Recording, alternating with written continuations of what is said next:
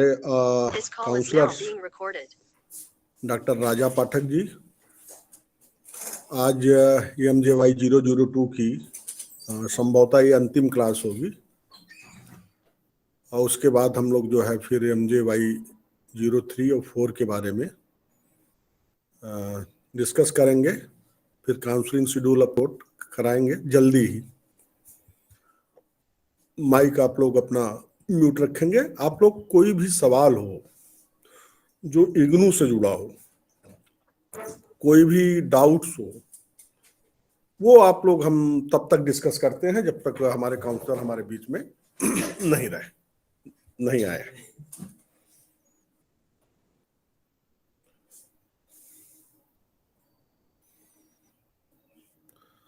आप लोगों से हमने पहले भी बता दिया था कि आप लोगों को मार्च में असाइनमेंट जमा करना है, जो कि संभवतः 10-15-20 दिन लेट भी डेट बढ़ सकती है और भी डेट बढ़ने की संभावना है। नमस्कार सर। बट अभी आप ये मान के चले। हाँ बताएं सर। वो असाइनमेंट में 30 अप्रैल लिखा हुआ है सर, जो असाइनमेंट डाउनलोड की डेट अंतिम मैंने तिथि। वही चीज तो मैं बात कर रहा हूँ ना कि 31 मार्च लास्ट डेट जनरली असाइनमेंट की है। 30 अप्रैल लिखा है सर हमारे इसमें। वही तो मैं आगे बताना चाह रहा हूँ ना कि 31 मार्च अन्य विषयों की है और आपके विषय में अगर 30 अप्रैल लिखा है तो आप 30 अप्रैल तक जमा कर सकते हैं। ठीक मैं है ये जनरल वे में सारे लोगों के लिए जो इंस्ट्रक्शन है वो 31 मार्च तक है। जिन असाइनमेंट पर अंतिम तिथि लिखी है, जो लिखी है उसे आपको जमा करना है। असाइनमेंट आपको स्टडी सेंटर पर जमा करना है। ये कोई स्क्रीन शेयर कर रिक्वेस्ट करूंगा, स्क्रीन शेयरिंग बंद करें।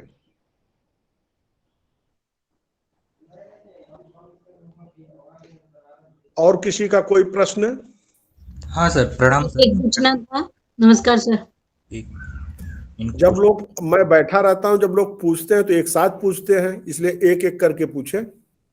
जी मैं बस एक बात सिर्फ पूछना चाह रही थी कि आपने बताया था ना जिनकी बुक्स नहीं आई हैं वो मेल कर सकती हैं। एक बार बस मुझे मेल बता देंगे किस आईडी पे करना है? मैंने ये बताया था कि किस रीजनल सेंटर की आप स्टूडेंट हैं, कहाँ से? मैदानगढ़ी दिल्ली।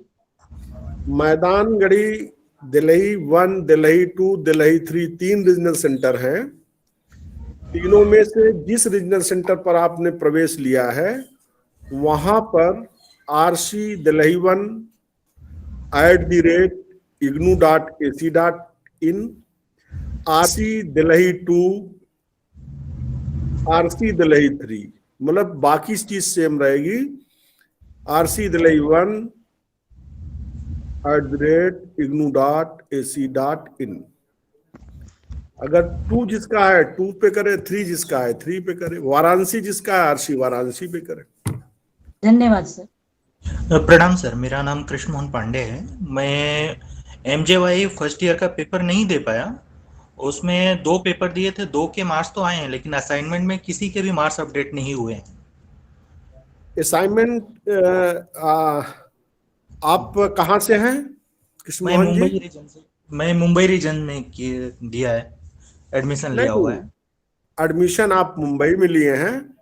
मुंबई रीजनल सेंटर में आप एक बार जा करके, ना भी जाए तो आप वहां पे मेल करें, rcmumbai@ignu.ac.in पर मेल करें और वहां पे बताएं, क्योंकि ये पार्टिकुलर जिस RC के रीजनल सेंटर के आप स्टूडेंट हैं, विद्यार्थी हैं, वो व्यक्ति ही आपकी समस्या का समाधान कर सकता है। जहां तक असाइनमेंट का मैटर है, असाइनमेंट के मार्क्स वहां से आपके पास आने चाहिए।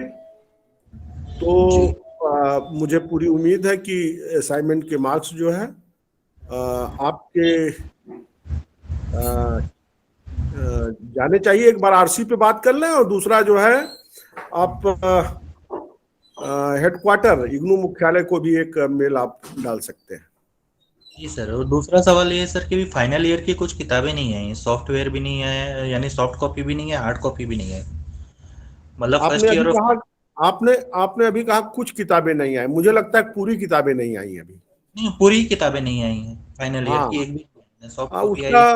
ये उसका कुछ टेक्निकल इशू है। मैंने हेडक्वार्टर में बात किया था, जी क्योंकि सेकेंड ईयर के विद्यार्थियों के लिए आवश्यकता है, क्योंकि मैं उन लोगों की काउंसलिंग कराना चाह रहा था सेकेंड ईयर वालों की, लेकिन विद्यार्थियों के पास किताबें नहीं हैं, जिसकी वजह से हम काउंसलिंग भी सेकेंड ईयर की नहीं करा पा रहे हैं। अभी किसी की भी किताबें नहीं आई हैं।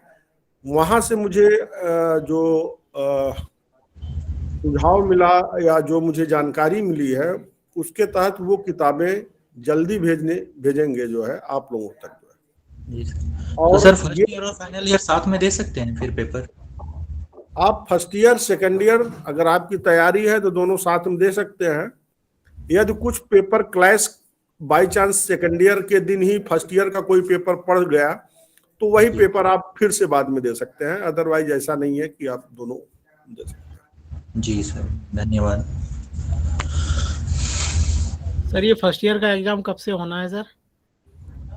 आपका जो एग्जाम है साल में 2 बार होता है, ये पहली चीज इग्नू के बारे में जान लें।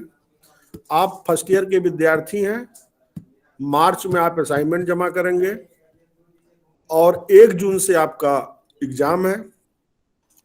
अगर 1 जून को कोई हॉलीडे होता है, गस्टेड हॉलीडे या कोई इस तरह का इग्नू की कोई अवकाश, तो 2 तारीख हो जाएगा।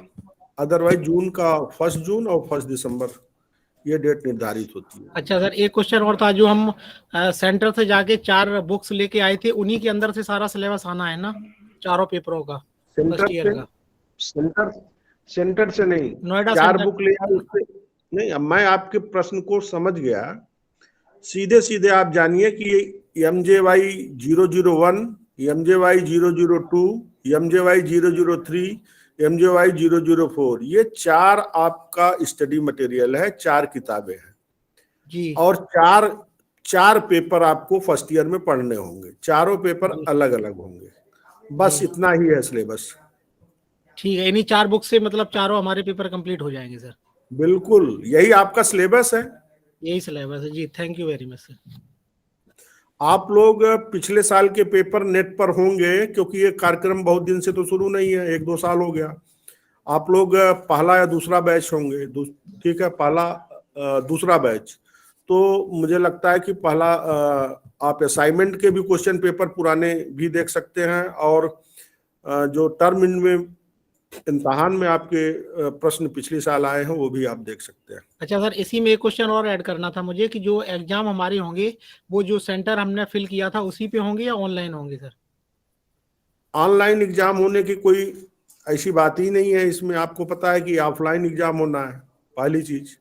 और दूसरी चीज, आप एग्जाम प्रवेश आपने कहीं से भी लिया हो, एग्जाम आप कहीं भी दे सकते हैं ऑल ओवर इंडिया में। मान लीजिए आपने रीजनल सेंटर दिल्ली के आप स्टूडेंट हैं, विद्यार्थी हैं, और एग्जाम आपको मुंबई में देना है, तो आप मुंबई में दे सकते हैं, अंडमान निकोबार में दे सकते हैं। एग्जाम आप कहीं भी देने की स्वतंत्रता है, बिना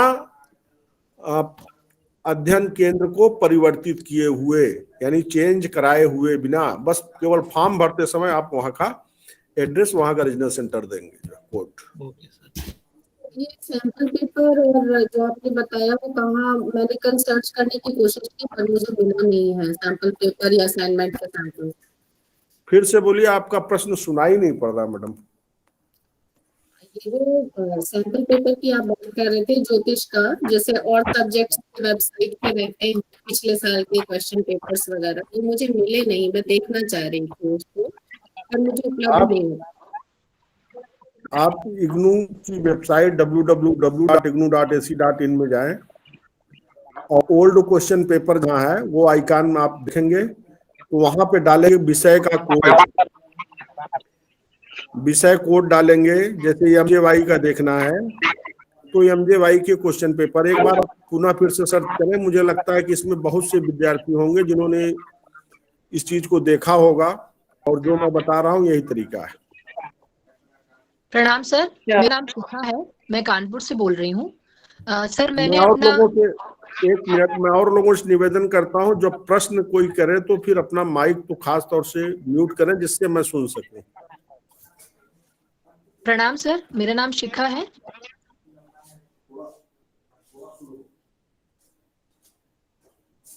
हाँ बोलिए। हाँ सर, मेरा सवाल ये है कि मैं कानपुर में रहती हूँ और मेरा जो रीजनल सेंटर मैंने डाला है वो लखनऊ डाला है, क्योंकि कानपुर में ज्योतिष पढ़ाया नहीं जाता। और तो अब जैसे आपने अभी बताया कि परीक्षा आप कहीं से भी दे सकते हैं, तो क्या मैं कानपुर केंद्र से हाँ। परीक्षा दे सकती हूँ? कानपुर परीक्षा केंद्र निश्चित है। जी, कुछ इग्नू जिले का ऐसे होते हैं, सेंटर से नहीं मतलब है। परीक्षा आप जब एग्जामिनेशन फॉर्म भरिएगा तो वहां पर कानपुर भी दिया रहेगा, कानपुर का कोड दिया रहेगा, ठीक है। जी आप वहां पर उस कोड को और उस डिस्ट्रिक्ट को ऑप्ट करिएगा, आप वहां पे परीक्षा दे सकते हैं। जी सर, ठीक है सर, शुक्रिया। हेलो सर, प्रणाम। मैं आंचल हाँ बोल रही हूँ महाराष्ट्र जालना से।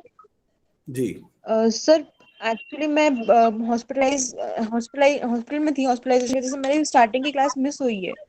मैं आज ही ज्वाइन हुई हूँ, ठीक तो है, मेरे को वो पुराने वीडियोस मिल सकते हैं? जो भी क्लासेज आपकी मिस हो गई हैं उसके लिए आप परेशान न हो। ये वीडियो जो है, जो भी हर दिन के जो हर दिन के सिलेबस पढ़ाए गए हैं उसके वीडियो जो है आरसी वाराणसी के यूट्यूब चैनल पर डाल दिया गया है। तो आरसी वाराणसी यूट्यूब पर आप जाएं, सर यूट्यूब पर जा करके पूरी बात तो सुनेंगी नहीं, पूरी बात तो सुन लीजिए, जी फिर जी आप अधूरी बात कर रही, वहां जा करके आप सर्च कर सकते हैं। आगे जी सर, मेरे नेक्स्ट को क्वेश्चन यूट्यूब चैनल का नाम नहीं मैंने सुना है सर। बता तो रहा हूं ना, यूट्यूब पे जाइए, यूट्यूब पे आरसी वाराणसी, जी आरसी वाराणसी या इग्नू ऐसे डाल दीजिए, IGNOU IGNOU RC Varanasi videos of ज्योतिष, कुछ भी लिखिएगा, वीडियोज ऑफ ज्योतिष, बस ऐसा डाल दीजिएगा। जी जी, थैंक यू सो या मच सर। या MJY 001 002 जो आप डालेंगे वो आ जाएगा। सर इग्नू जरूर थैंक यू डालिए, इग्नू आरसी वाराणसी वीडियोज, केवल वीडियोज डाल दिए तब भी सारे वीडियोज आ जाएंगे। और उसमें अगर पार्टिकुलर आपको देखना है तो MAJY लिख दीजिएगा। सर इग्नू की ये फॉर्म एडमिशन वो एग्जामिनेशन फॉर्म कब निकलेंगे सर? आपको एग्जामिनेशन फॉर्म ऑनलाइन ही भरना है, मार्च तक आप फॉर्म भर सकते हैं। तो सर अभी निकले हुए हैं क्या हमारे काउंसलर हमसे जुड़ चुके हैं क्या, डॉक्टर राजा पाठक सर? वो एक्चुअली अपने विश्वविद्यालय से निकल चुके थे और कुछ वाराणसी में जाम की समस्या है जिसकी वजह से थोड़ा लेट हो रहा है। आप लोग धैर्य बनाए रखें, हम तब तक आप लोगों से बात करते हैं। हाँ सर बताएं। एग्जामिनेशन फॉर्म निकल चुके हैं क्या सर ऑनलाइन अभी? अभी नहीं, ओके। आप आराम से, समय रहता है एग्जामिनेशन फॉर्म का 1 से 1.5 महीना, और आप अपने जो रीजनल सेंटर है उसकी वेबसाइट पर विजिट करें। जैसे वाराणसी वाले हैं तो आरसी वाराणसी की वेबसाइट पर विजिट करें, अपडेट इंफॉर्मेशन हम डालते रहते हैं। उसी तरह से अन्य रीजनल सेंटर, मुझे लगता है किसी का माइक म्यूट है जो डिस्टर्ब हो रहा है। पूजा जी का सर। मैं देख रहा हूं पूजा जी को, जो है मतलब इतनी गंभीरता से काउंसलिंग हो रही है और आप लोग अपनी गंभीरता नहीं बनाएंगे तो बताइए कैसा लगेगा आपको? जो है आपकी बात ही तो सुन रहा हूं और आपको जवाब दे रहा हूं ना। हाँ, नेक्स्ट क्वेश्चन किसी का? हेलो, नमस्ते सर। बताइए। मैं नोएडा से नूतन मिश्रा बोल रहा हूँ। हाँ नूतन जी बताएं। मुझे ये पूछना था सर कि अभी दिसंबर में एग्जाम हो चुका है क्या, उसके पेपर कब तक मिल पाएंगे हम लोगों को? दिसंबर का एग्जाम खत्म हो चुका है, 9 जनवरी को खत्म हुआ है, और मुझे लगता है कि 9 जनवरी बहुत जल्दी ही उस पे वेबसाइट पर अपलोड हो जाएंगे। एक बार फिर से चेक कर लीजिएगा। नहीं, मैंने अभी चेक किया है, अभी नहीं है। हाँ, तो आप बीच में 1 हफ्ते 10 दिन बाद फिर से चेक कर लीजिएगा। मुझे लगता है कि फरवरी 15 तक तो आ जाने चाहिए। बहुत बहुत धन्यवाद सर। नमस्कार सर। सर मैं अगर इंडिया में पेपर देने आना है तो सर ये पेपर का अवधि कितने टाइम की होती है सर? 4-10 दिन के अंदर सारे पेपर खत्म हो जाए, छुट्टी प्लान करना है सर उसके अकॉर्डिंगली। नहीं, पेपर का टाइम मतलब आप क्या जानना चाहते जैसे हैं? 1 जून से लेके 15 जून तक 10-15 दिन में सारे पेपर खत्म हो जाएंगे तो छुट्टी ये अप्लाई करके प्लान करना है सर नहीं पूरा। नहीं, बिल्कुल आपका प्रश्न जायज है। इसके लिए जो डेट एग्जाम की डेट शीट होती है, और अभी डेट शीट मैं देखूंगा कि वेबसाइट पर पड़ी है कि नहीं, जो इस बार होगा। अभी मैं चेक नहीं कर पाया हूँ, इसलिए कंफर्म नहीं बता पाऊंगा, शायद नहीं पड़ी हुई है अभी। अगर एग्जाम की डेट शीट में डेट वाइज दिया रहता है कि किस किस दिन आपका पेपर होगा, ठीक है, तो आप इग्नू की वेबसाइट पर एग्जाम की डेट शीट आप खोज लें, और या तो पुरानी डेट शीट के आधार पर भी एक आप मूल्यांकन कर सकते हैं कि किस किस दिनों कितने दिनों तक ज्योतिष का पेपर चला, तो एक आइडियल आपको जानकारी हो जाएगी। लेकिन इस बार का आप देख लीजिए, पहले डेट शीट चेक कर लीजिए, और मैं नेक्स्ट काउंसलिंग क्लासेज में चेक करके बताऊंगा। ये प्रश्न मैं अपने दिमाग में रखूंगा। ठीक है सर, धन्यवाद। और पेपर की जो अवधि होती है, वो टाइमिंग पीरियड तो आपको पता है, 3 घंटे का पेपर होता है। ठीक है सर। सर वो टीचर का नंबर हमको मिल पाएगा क्या, राजा सर का? नहीं, पर्सनल नंबर या कोई भी व्हाट्सएप नंबर इसलिए नहीं मिल पाएगा कि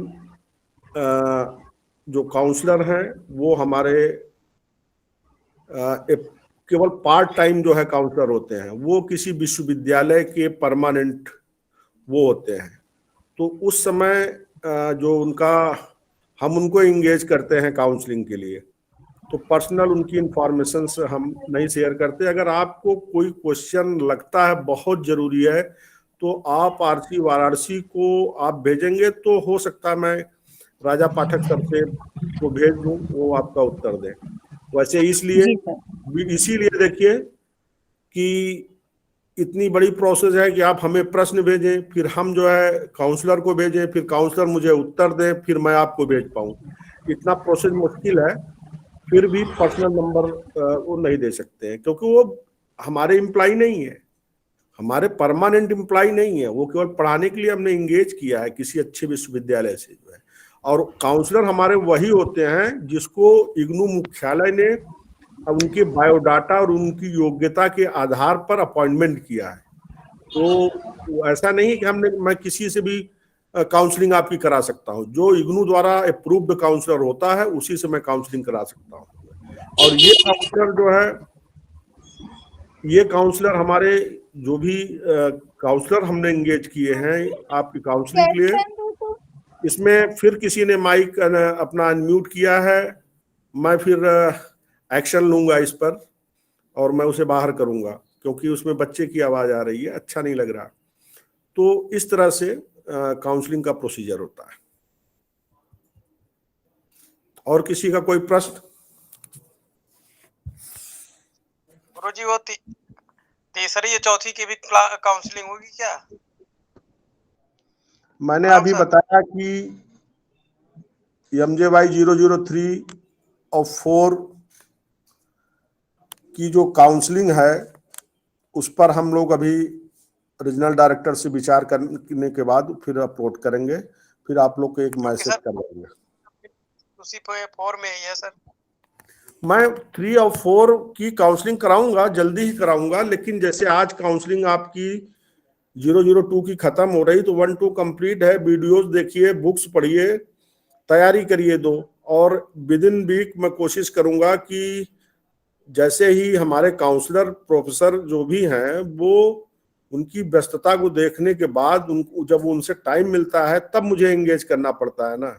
अब देखिए आज ही इतनी व्यस्तता है, लेकिन अभी तक काउंसलर हमारे जाम में फंसे हुए हैं, तो दिक्कत होती है कभी कभी। डॉक्टर राजा पाठक सर आज गए हैं क्या? हाँ बताएं आप लोग, तब तक हम लोग बात करते हैं। सर नमस्कार सर। मैंने अभी सर यहाँ भी बात किया दुबई के सेंटर में, तो उन्होंने बोला MBA के लिए रजिस्टर्ड हैं वो, MA के कुछ कोर्सेज के लिए रजिस्टर्ड है, लेकिन MAJY के लिए वो अभी तक रजिस्टर्ड नहीं है। उनके पास कोई सूचना नहीं है इस एग्जाम की, इस तरह का कोई कोर्स चल रहा है। जब भी मेरी उनसे बात हुआ सर काफी देर, कल भी बात हुआ था। यहाँ जो दुबई में सेंटर है सर, शारजाह में इग्नू का सेंटर है सर, यहाँ रीजनल सेंटर, तो उनका एग्जाम सेंटर सबके लिए MBA MA कोर्सेज के लिए, लेकिन MAGY के लिए अभी तक वो रजिस्टर्ड नहीं है। वो बोल रहे हैं कि देखिए जरूरी नहीं है कि हर जगह पर ये कोर्स संचालित हो, ठीक है। इसके लिए एक दिन हम आप लोगों से डिस्कस किए थे कि इंटरनेशनल में डिवीजन, हमारा इग्नू का इंटरनेशनल डिवीजन है, वहां पर जो है आप जरा इग्नू की वेबसाइट पर इंटरनेशनल डिवीजन के बारे में सर्च करें, और सर्च करने के बाद वहां पर मेल करें जो आपकी प्रॉब्लम है। ये प्रॉब्लम का सलूशन वहां से आपको सही जवाब, समुचित जवाब मिलेगा। मैं यहाँ के सर रीजनल उनसे बात किया मैंने, तो उन्होंने बोला कि जो इस कोर्स के कोऑर्डिनेटर होते हैं उनको एक कुछ मेल भेजना पड़ेगा, यहाँ पर तो हम रजिस्टर कर लेंगे, बट वो मेल वहां से आना चाहिए कोर्स कोऑर्डिनेटर से। देखिए जब तक वो सेंटर, जिस सेंटर में वो कोर्स संचालित नहीं है, चल नहीं रहा है, उस वहां के कोऑर्डिनेटर जब वहां पे भेजेंगे कि मैं MAGY कोर्स जो है ज्योतिष का चलाना चाहता हूं, विद्यार्थियों की डिमांड है, और उसके लिए कई प्रक्रिया पूरी करनी पड़ती है, जैसे प्रोफार्मा होता है, काउंसलर टीचर का प्रोफार्मा, वो सब लगा करके भेज करके तब जो है ये कोई कोर्स, ऐसे नहीं है किसी मुंह से कह दिया मेरे यहाँ ये कोर्स संचालित करना है। एग्जाम के लिए सर, ओनली एग्जाम सेंटर के लिए। वो मैंने बताया कि बाहर जो एग्जाम होना है वो इंटरनेशनल डिवीजन ही कर सकता है। आप इंटरनेशनल डिवीजन से बात करें, कोर्स कोऑर्डिनेटर से इसका कुछ नहीं लेना देना है। एग्जाम सेंटर वाले सब रजिस्टर्ड है, लेकिन आपका कोर्स जैसे मान लीजिए, अच्छा ये बताइए आपने एडमिशन कहाँ लिया है? RC1 दिल्ली में लिया है, तो आपने दिल्ली की फीस जमा की है। आप शारजहां या अमेरिका में देना चाहते हैं, नहीं, यहाँ पर सर दिल्ली वाले लोग देते हैं MBA MA के लिए फीस अलग है, एग्जाम की फीस, एग्जाम के पेपर की फीस अलग लगती है सर। बस वही प्रोसेस वहां भी है। नहीं, लेकिन इस कोर्स को नहीं अलाउ कर रहे हैं। नहीं, अगर मैंने क्या कहा, आप एक पत्र जो है इस संदर्भ में इंटरनेशनल डिवीजन को लिखिए, फिर उसके बाद जो है उसके उत्तर आने की प्रतीक्षा करें। 1-2 बार आप ईमेल करें वहां पे कि सर क्या ऐसा संभव हो पाएगा, क्योंकि ये MBA के लोग और इस तरह के सेंटर्स हमारे वहाँ बाहर हैं, और ऐसी हमें जानकारी मिली है कि इसका नहीं है, तो आप इंटरनेशनल डिवीजन को लिखें। ठीक है सर, मैं लिखता हूँ सर। कोई नंबर सर, कोई कांटेक्ट नंबर है सर?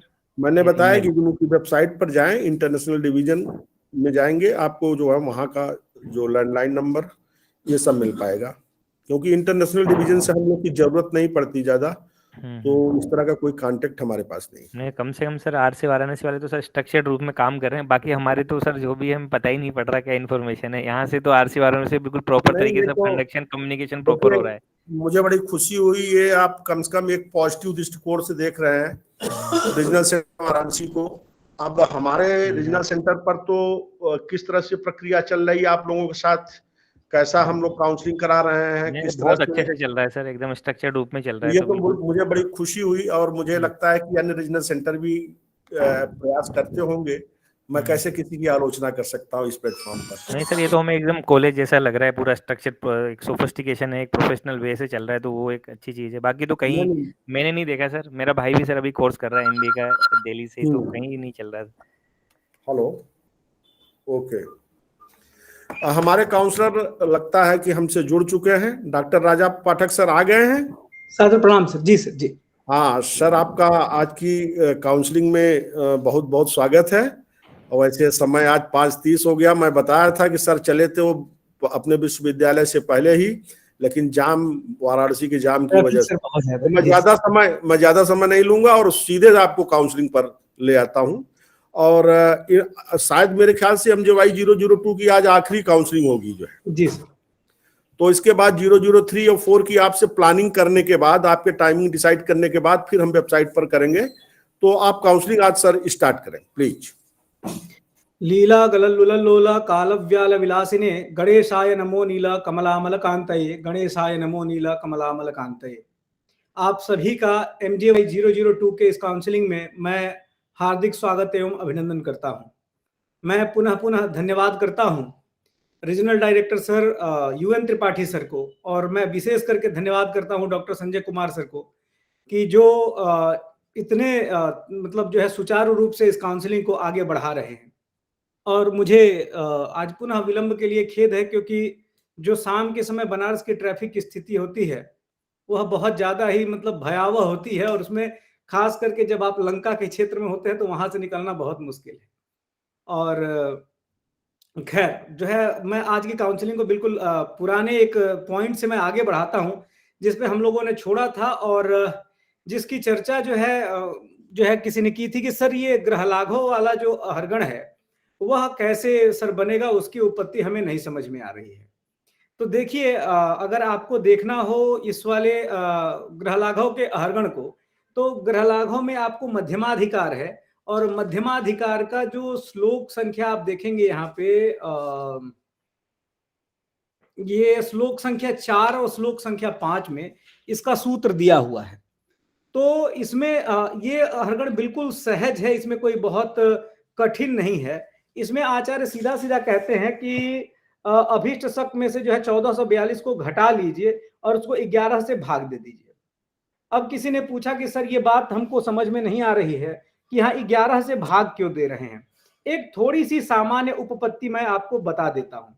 आप एक चीज देखेंगे, क्योंकि कारण क्या है ना कि चीजों को समझना, उसे दिमाग में रखना और उसके बाद से उसको सूत्रों में इंप्लीमेंट करना हमें ज्यादा जरूरी है कि हम तथ्यों को प्रयोगात्मक रूप से भी सीखें और उसके पीछे के लॉजिक क्या है उसको भी सामान्यतया हमें जानना चाहिए।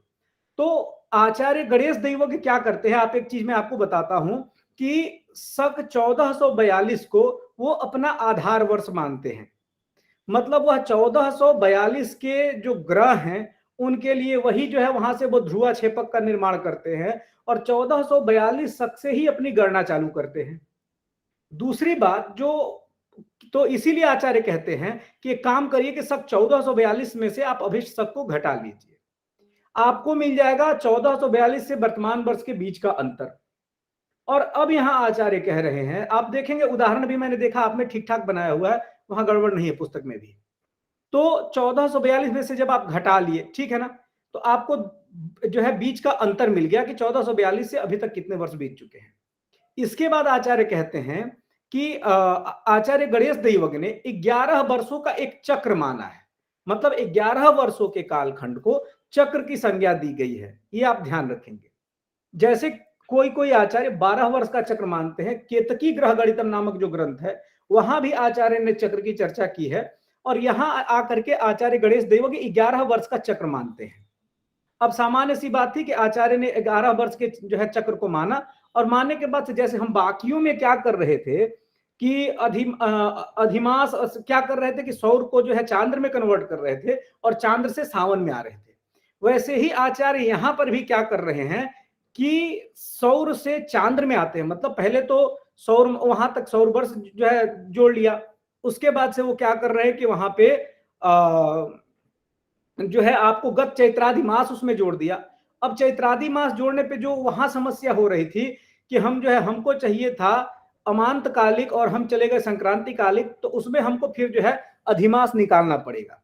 अब कहेंगे कि आचार्य ने यहाँ सूत्र में कहा है सीधा सीधा कि 33 जो है आप यहाँ इन्होंने मान को लिया है, आप देखेंगे तो ये 33 कहां से आया। एक अगला प्रश्न ये था, 33 लाने का क्रम ये था, आपको बताऊं कि जो अब ये देखिए कि आपने निकाल लिया कि 11 वर्ष के चक्र में, माने जब आप भाग देते हैं तो आचार्य कहते हैं कि 11 वर्ष के इतने चक्र बीत चुके हैं। इसके बाद बात आती है कि जो शेष बचा है, मतलब अब जो अंतिम जो 11 के चक्र में से जितना वर्ष बीता है इसमें कितने जो है अधिमास इसमें बीत चुके हैं। तो आचार्य कहते हैं कि द्वात्रिन सदभीर, क्योंकि अब हमने क्या किया था 12 से गुणा करके उसको मास बना लिया है, और मास में हमें देखना है कि वो कितना यहां बीता है। तो कर क्या रहे वहां पे, कहते हैं आचार्य कि द्वात्रिन सदभीर गतैर मासहि दिनहि षोडश अभिस्त था घटिका नाम चतुष्केण पतत्यधिमासक। यानी अब यहां सूत्र क्या था, शुरू में आप देखेंगे कि इष्ट सौर जो है आपको, उसके बाद से इसमें लास्ट में इन्होंने फिर जो है 10 और जोड़ा है। इसका कारण क्या है मैं आपको बताता हूं। कह रहे हैं कि 32 यहाँ पे द्वात्रिन सदभीर गतैर मासहि दिनहि षोडश अभिस्त तथा घटिका नाम चतुष्केण पतत्यधिमास का, ये एक नियम है कि 32 महीना 16 दिन 4 घटी पर अधिमास का जो है पतन होता है, माने अधिमास जो है पड़ता है। अब यहां आचार्य ने 32 16 4 को जो है आप क्या कर रहे हैं ये कि यहां पे 33 इसको मोटा मोटी मान करके और ग्रहण कर लिया है। ठीक है, अब इसमें क्या होता है कंडीशन यहां पे कि जब एक तो यहां पे हो गया कि ये 33 क्यों लिया, दूसरा कि आगे चल के फिर ये क्या करते हैं कि यहां से अधिमास का आनयन कर लेते हैं, फिर वहां जो है अधिमास को जोड़ करके जो है आपको आ जाते हैं वो चांद्र तक, फिर गत चांद्र तिथियां जोड़ देते हैं और चांद्र तिथियों को जोड़ने के बाद से वो अवम को ले लेते हैं। अब ये अवम जैसे नियम क्या है आप देखेंगे, पूरी तिथियां हो गई।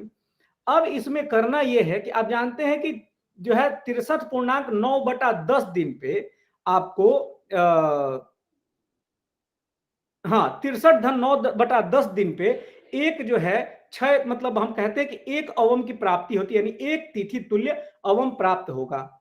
तो इसीलिए आचार्य यहाँ पे 63.5/6 को सीधे सीधे 64 मान करके यहाँ पे संस्कार कर देते हैं। लेकिन वो कहते हैं कि नहीं, इसमें भी षष्ठांश तुल्य अधिक जुड़ गया है, जिसके चलते अंत में ला करके 6 से भी उसको संस्कारित करके और जो है यहाँ अहर्गण को अपना सिद्ध कर लेते हैं। तो आप देखेंगे ठीक यही सूत्र जो है यहाँ पे कि द्वैधिंद्रो नितसक ईसहित फलम से चक्राख्यम रव्यत शेषकम तो युक्तम आचार्य ने यहाँ कहा है।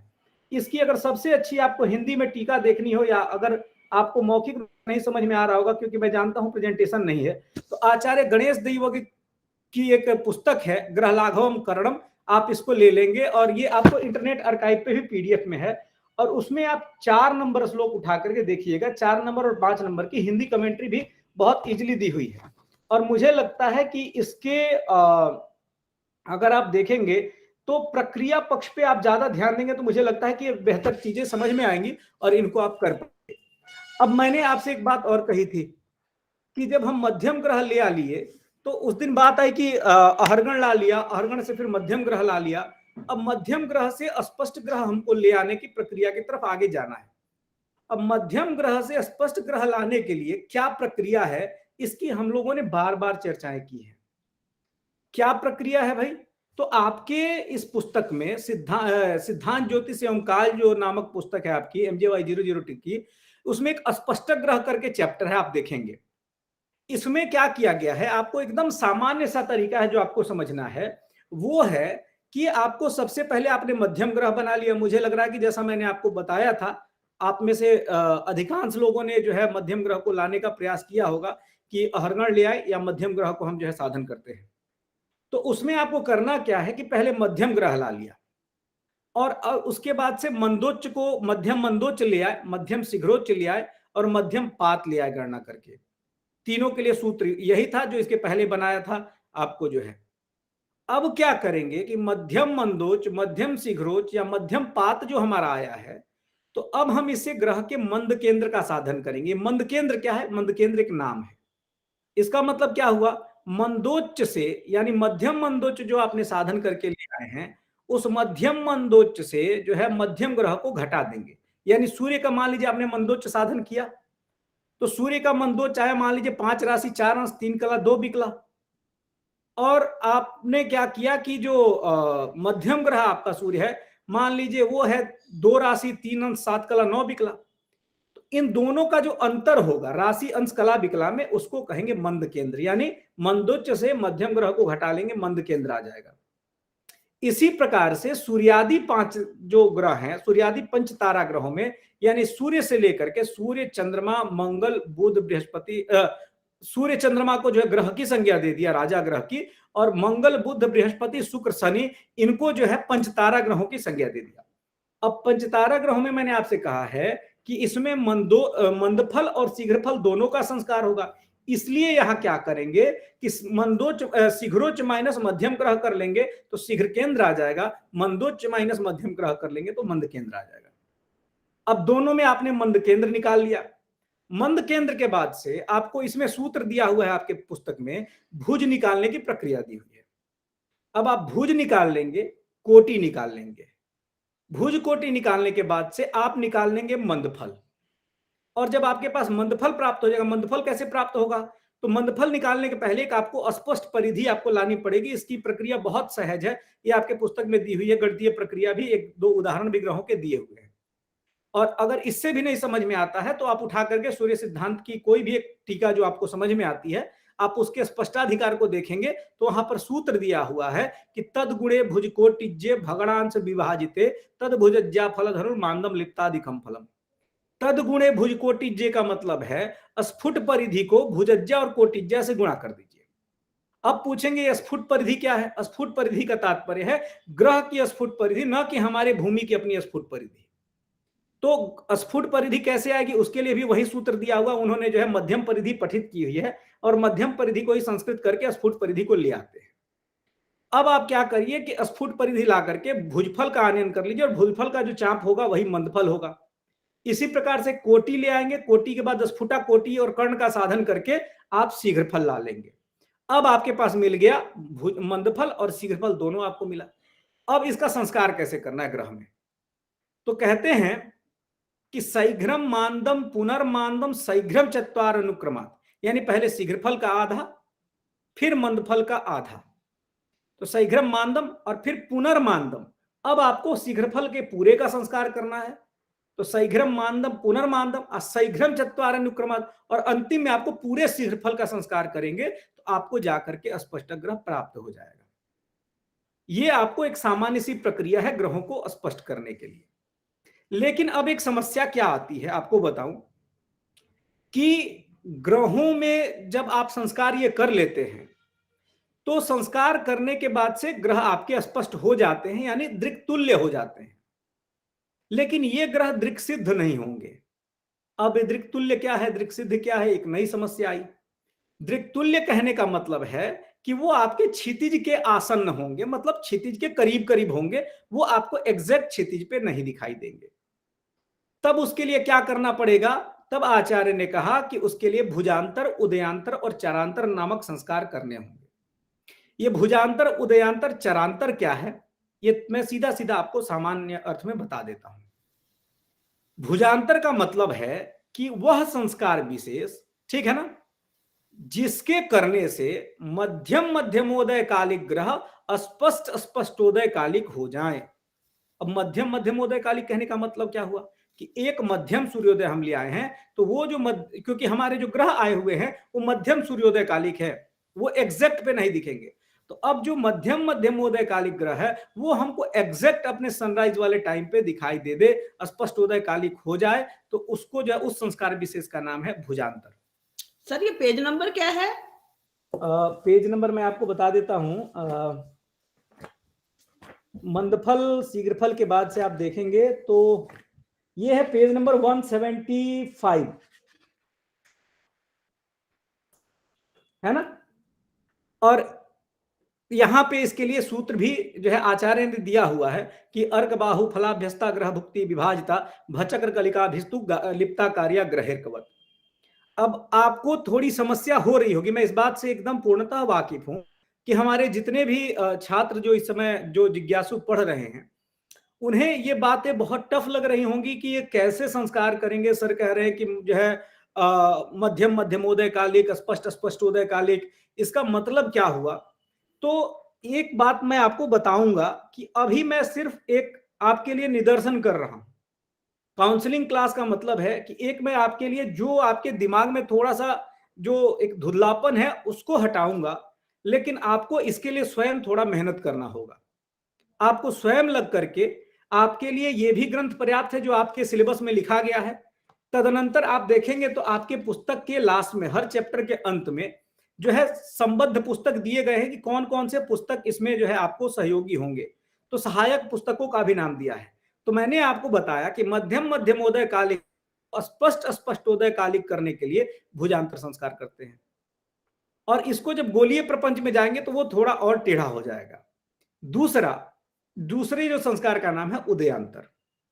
उदयांतर का क्या मतलब है, आप देखेंगे कि सबसे पहले क्या होता है कि ग्रह जो है, आप जानते हैं कि मध्यम सावन, और जैसे हमने बताया था कि आपको सावन दिन की परिभाषा क्या थी, तो सावन दिन की परिभाषा है कि उदयाद उदयम भानो भूमि सावन वासरा।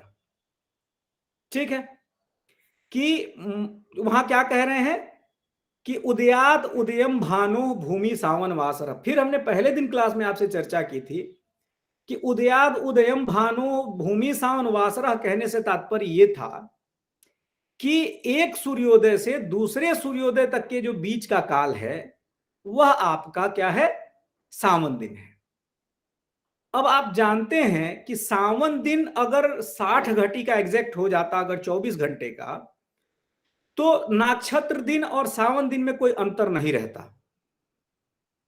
जैसे अगर हमने आपसे बताया था पहले ही दिन कि नक्षत्र दिन का मतलब है या नक्षत्र मान का कि पूरा पूरा 60 घटी, ये पूरे पूरे 60 घटी में एक नक्षत्र दिन जो है आपका होता है। लेकिन सावन दिन में क्या आचार्य ने कहा, उसके सामने सीधी सीधी परिभाषा की कि जो है वहां पे कि उदयात उदयम भानो भूमि सावन वासरा, यानी एक सूर्योदय से दूसरे सूर्योदय तक के बीच का काल जो है आपका क्या है, वहां सावन दिन है। लेकिन अब एक समस्या आएगी। समस्या क्या आएगी कि ये सावन मान भी दो प्रकार का हो जाएगा, एक मध्यम सावन और दूसरा स्पष्ट सावन। मध्यम सावन का मतलब एक मान लिया कि ये सामान्य सा ये सावन मान है, और दूसरा स्पष्ट सावन मतलब एकदम इतने घटी इतने पल का। ये कैसे होगा? तो कहा कि प्रतिदिन मध्यम सावन और स्फुट सावन के बीच में अंतर कितना होता है, तो कहते हैं कि रवि की जितनी यानी सूर्य की जितनी गति है उसके कला से जितना असु उत्पन्न होगा उतने भर का अंतर उदयांतर कहलाएगा। यानी जो आपके ग्रह थे वो ग्रह क्षितिजासन्न थे। आप देखेंगे कि वो ग्रह क्या थे, क्षितिजासन्न थे। अब वो क्षितिजासन्न ग्रह आपके एकदम क्षितिज पे, पहले मैंने आपसे कहा था कि भुजांतर के परिभाषा को आप ध्यान रखिएगा और इसमें क्लैश नहीं मने होना चाहिए आपके दिमाग में।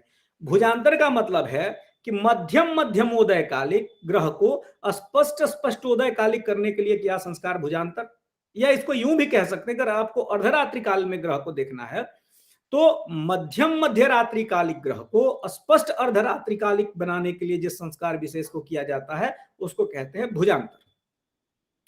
और उदयांतर क्या है, तो कहते हैं कि वह ग्रह जो है क्या होता है कि जितने देर में एक असु का उदय होता है, क्योंकि आप देखेंगे तो नाड़ी वृत्त में असु होता है, ठीक है ना, और क्रांति वृत्त में आपको होती है कला।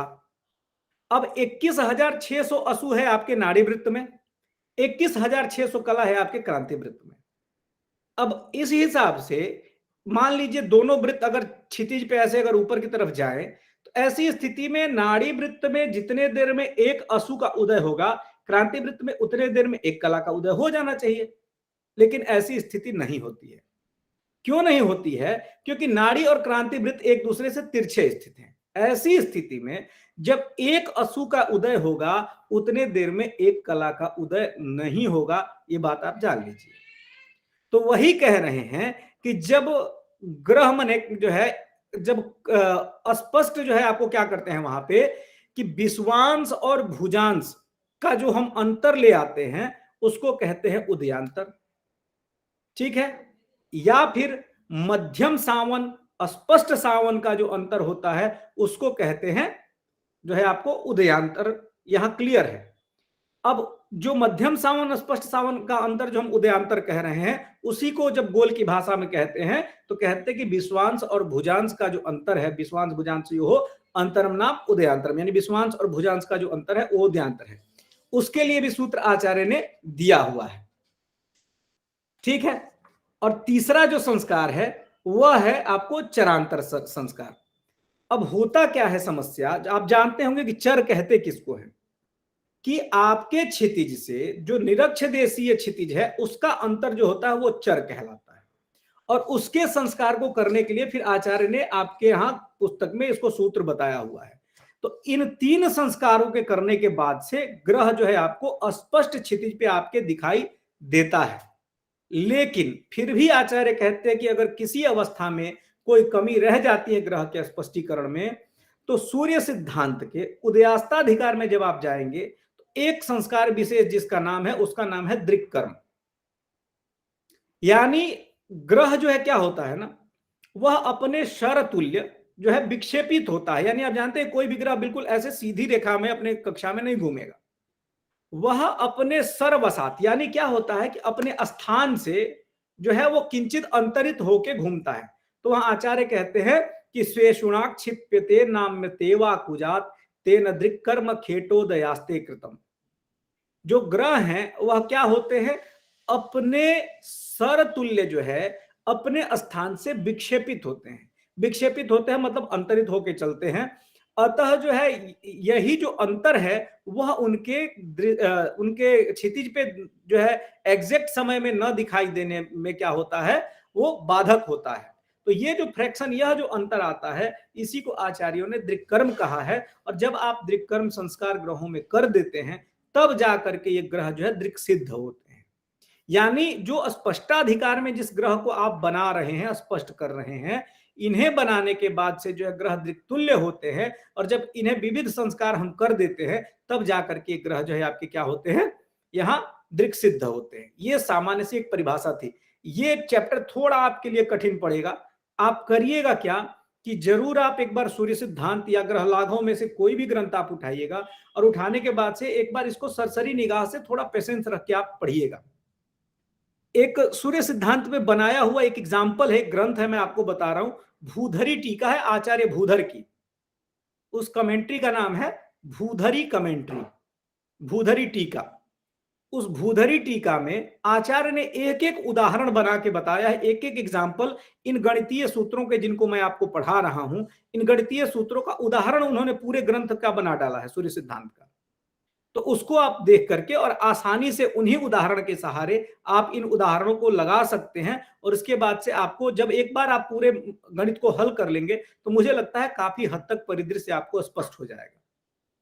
और दूसरी चीज कि अगर आप सोचते हैं कि ठीक है इसको जानने के बाद से पंचांग कैसे बनाते हैं, तो इसी स्पष्टाधिकार में यानी कि सूर्य सिद्धांत के चैप्टर नंबर 2 में केवल सूर्य और चंद्रमा के जो है स्पष्टीकरण मात्र से बाकी आपके पंचांग का साधन हो जाता है। और पंचांग में ग्रहों का मान जो दिया जाता है वो अलग पद्धति है, लेकिन पंचांग के जो 5 अंग हैं, तिथि, वार, नक्षत्र, योग, करण, इन पांचों की उत्पत्ति इन्हीं जो है सूर्य चंद्रमा के स्पष्टीकरण से हो जाती है। और इसकी व्याख्या आपके पुस्तक में जो है दी हुई है, हमें लगता है वो MJY 003 में आपके दिया हुआ है, पूरे पंचांग का परिचय कि ये पंचांग है क्या, ये तिथियां बनती कैसे हैं, इनका गणित कैसे होता है, स्वरूप कैसे इनका होता है। अब एक बात आती है कि अभी तक हम लोगों ने इतनी चर्चाएं की और कुछ बातें बार बार आ रही थी, वो थी काल के संबंध में चर्चाएं।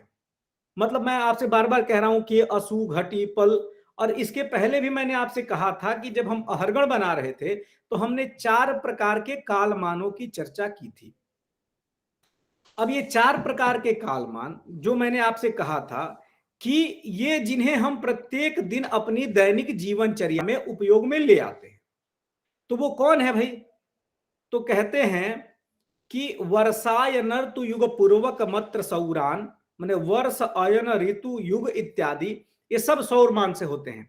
मासास तथाच तिथयस्तु हिनांशु मानात, माने मास और जो तिथियां हैं तुहिनांशु माने होता है चंद्रमा के मान से ग्रहण किए जाते हैं। यत्कृच्छ्रसूतक चिकित्सितवास राध्यम, जो व्रत उपवास इत्यादि जो रखे जा रहे हैं, रविवार का व्रत रहना है, सोमवार को ऐसा हो जाए, तो ये सब जो है सावन मान से होता है। और घटिकादिकम आर्क्षमानात, यहाँ आचार्य साफ साफ कहते हैं कि जो घटी, पल, विपल इत्यादि की जो गणना है वो जो है आर्क्षमान यानी कि नक्षत्र मान से होती है।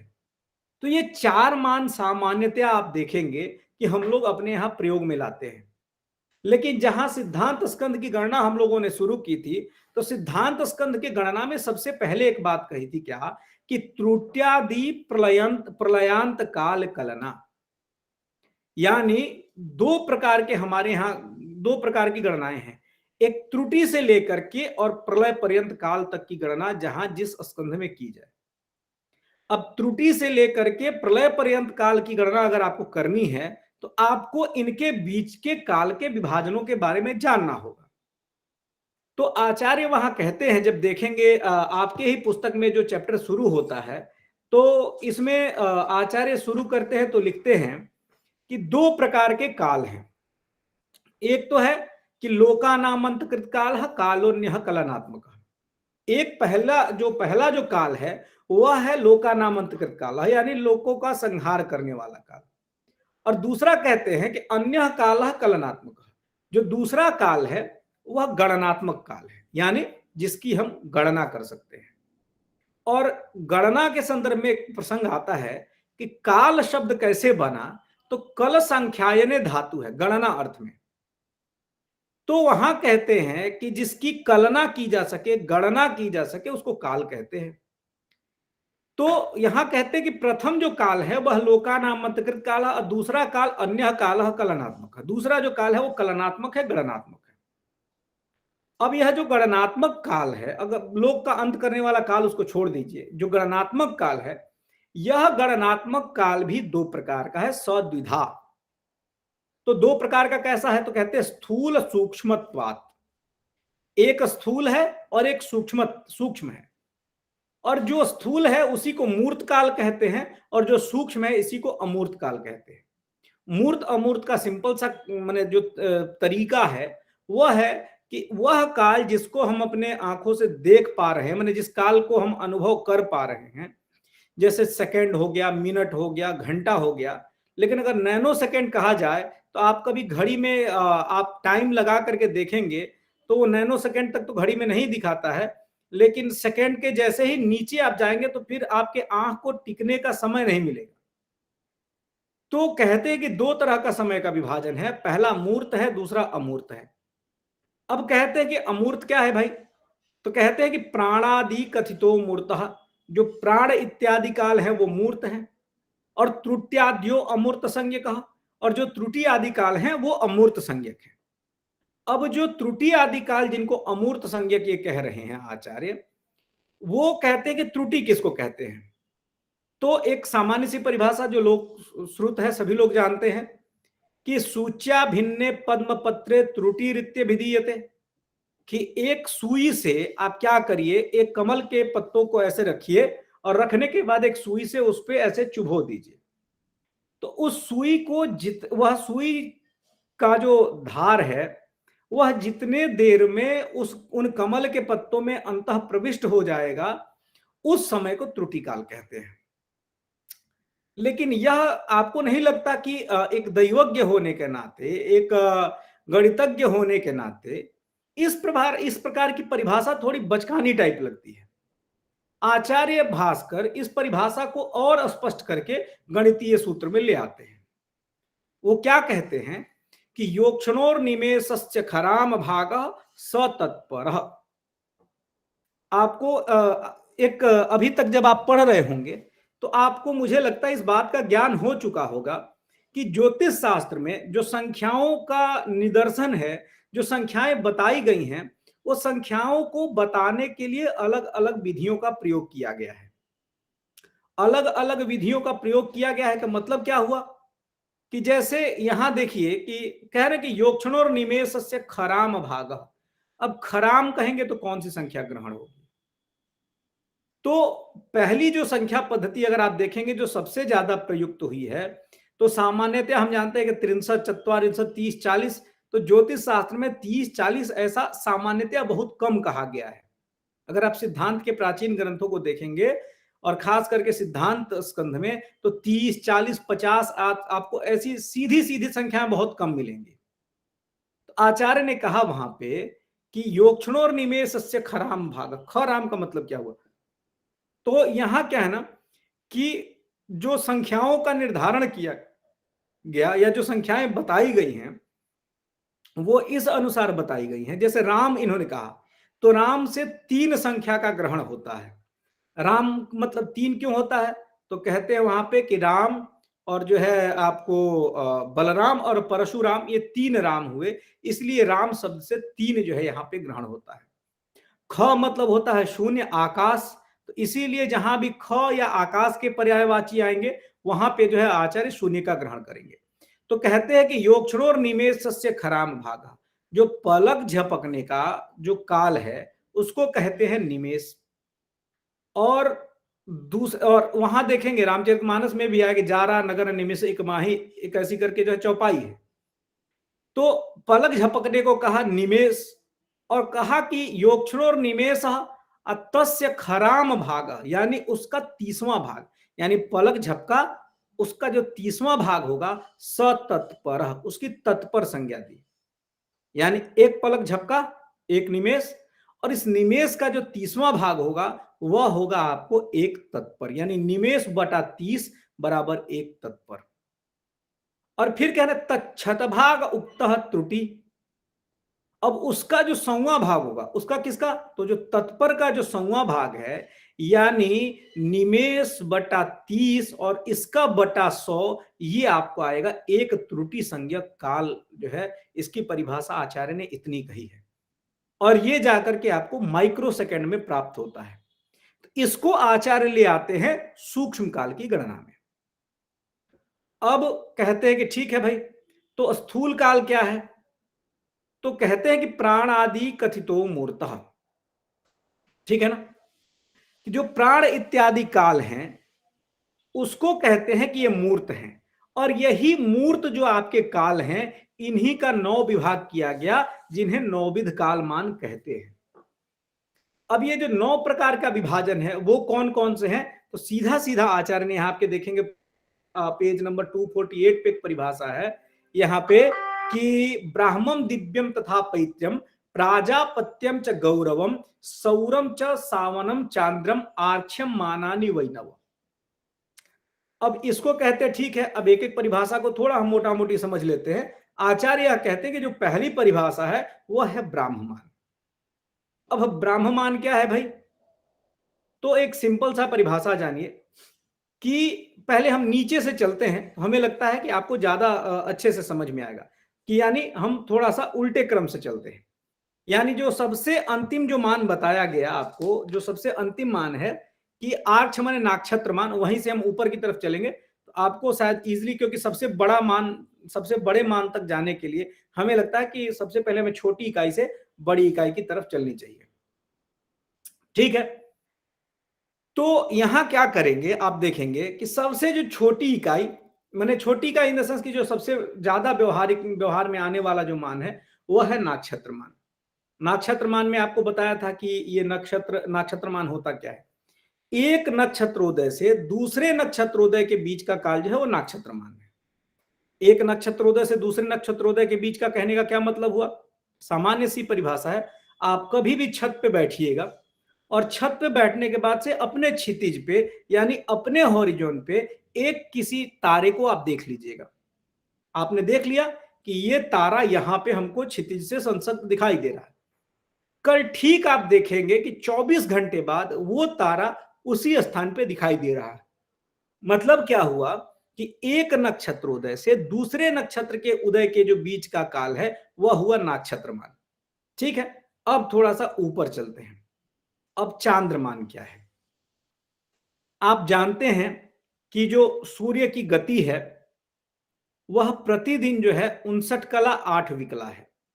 59 कला 8 विकला को हम एक अंश जो है सामान्यतया मोटा मोटी ले लेते हैं।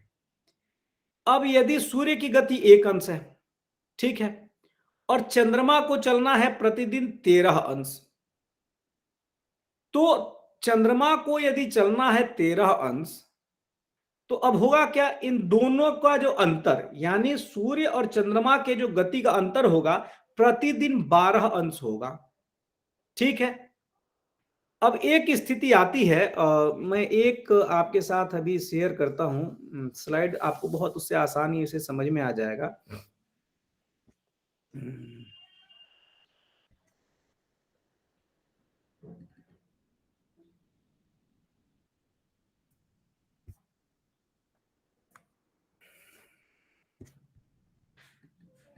ये ग्राफ हमने बनाया है,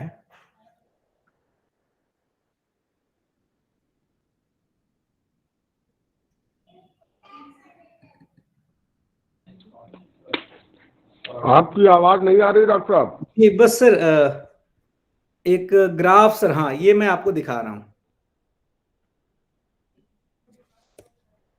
हाँ, आप देखेंगे, आपके साथ में एक स्क्रीन शेयर कर रहा हूं, सबको दिखाई दे रहा है क्या ये? नहीं सर। नहीं सर। अब दिखाई दे रहा, अब दिखाई दे रहा जी। अब ये स्थिति आप देखेंगे, होता क्या है, आप देखें कि अमावस्या के दिन सूर्य और चंद्रमा, इन दोनों के बीच का जो अंतरांश होता है ना, वह एकदम शून्य होगा। बात समझ में आई ना? सूर्य और चंद्रमा के जो बीच का अंतरांश है वह एकदम शून्य होगा। और जब सूर्य चंद्रमा के बीच का अंतरांश शून्य होगा तो उस तिथि को हम लोग कहते हैं अमावस्या, ठीक है ना? और इसकी एक परिभाषा है, अमावस्या को अमावस्या क्यों कहते हैं?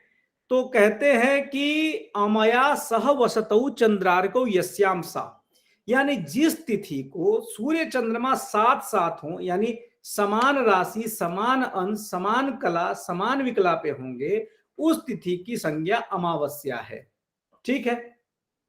अब आप देखेंगे, अच्छा होना क्या है कि एक अमावस्या से दूसरे अमावस्या तक के जो बीच का काल है वो चांद्रमास है। एकदम क्लियर परिभाषा है कि एक अमावस्या से दूसरे अमावस्या के बीच का जो काल है वो क्या होगा? चांद्रमास होगा। अब आपको एक बात मालूम है कि अगर इस अमावस्या को सूर्य चंद्रमा साथ साथ हैं तो मतलब आप देख रहे होंगे कि ये जो अमावस्या की स्थिति है, अगर यहां सूर्य चंद्रमा साथ साथ हैं तो ऐसी स्थिति में अगली अमावस्या को भी सूर्य चंद्रमा क्या हो जाएंगे? साथ साथ होंगे। ये आपको बात क्लियर हो जा रहा है। अब ऐसी स्थिति में क्या होगा? देखिए, सूर्य को चलना है प्रतिदिन 1 अंश, चंद्रमा को चलना है 13 अंश। तो जैसे ही दोनों आगे बढ़ेंगे तो दोनों के बीच का जो अंतर होगा ना, वह अंतर होगा मात्र 12 अंश। इसीलिए जब सूर्य और चंद्रमा को आप घटा दीजिए आपस में, राशि से राशि अंश कला विकला को घटाने के बाद से जो भी अंतर आपको प्राप्त हो उसको आप क्या करिए? 12 से भाग दे दीजिए तो आपको गत तिथि प्राप्त हो जाएगी। कितनी तिथियां 12 अंश की इसमें निकल चुकी हैं, क्योंकि आप जानते हैं कि दोनों को 360 डिग्री घूम करके जाना है। तो जो है 360 डिग्री में 12 तिहा 36, आप देखेंगे कि 30 तिथियां आपको प्राप्त होंगी। तो अब होगा क्या? चंद्रमा चला 1 अंश। अब अगली स्थिति जब तक सूर्य इंदु संगम की आएगी तब तक सूर्य क्या होगा? 30 दिनों में आगे 1 राशि आगे चला जाएगा और चंद्रमा तो वहीं अपना 1 भगड़ पूरा किया और चंद्रमा को 1 राशि और आगे जाना पड़ेगा। यानी जितने दिन में सूर्य 1 राशि चलेगा, चंद्रमा उतने दिन में 13 राशि चल के फिर सूर्य के साथ में आ जाएगा। अब ऐसी स्थिति को क्या कहेंगे? ऐसी स्थिति को कहते हैं चांद्रमास, यानी एक अमावस्या से दूसरे अमावस्या तक के बीच का काल। और पूर्णिमा में ठीक इसके विपरीत स्थिति होती है, जहां सूर्य और चंद्रमा के बीच का अंतरांश आप जहां देख रहे हैं, जहां शून्य है, वहीं जो है पूर्णिमा की स्थिति ठीक यहाँ पे होती है पृथ्वी की, जो है आपके चंद्रमा की। यानी सूर्य और चंद्रमा के बीच का जो अंतरांश होता है वह 180 डिग्री हो जाएगा। तो अब देखिए, ये आपको बता रहा हूं। अब ऐसी स्थिति में क्या होगा? इसको कहेंगे चांद्रमास या चांद्रमान। क्लियर है? अब यह जो चांद्रमान है ना, अब ऐसी स्थिति में आप देखेंगे कि जो अमावस्या वाली स्थिति है, अमावस्या में आप यहां देख रहे होंगे, अगर हम ये पहले चंद्रमा की स्थिति देख लें तो सूर्य का प्रकाश सीधे सीधे चंद्रमा के ऊपरले भाग पे लगेगा। आप देखिए यहां से, ठीक है ना? जब ऊपरले भाग पे लगेगा तो चंद्रमा का जो आधा का जो नीचे का हिस्सा होगा ना, वह सामान्यतया हम धरतीवासियों को नहीं दिखाई देगा।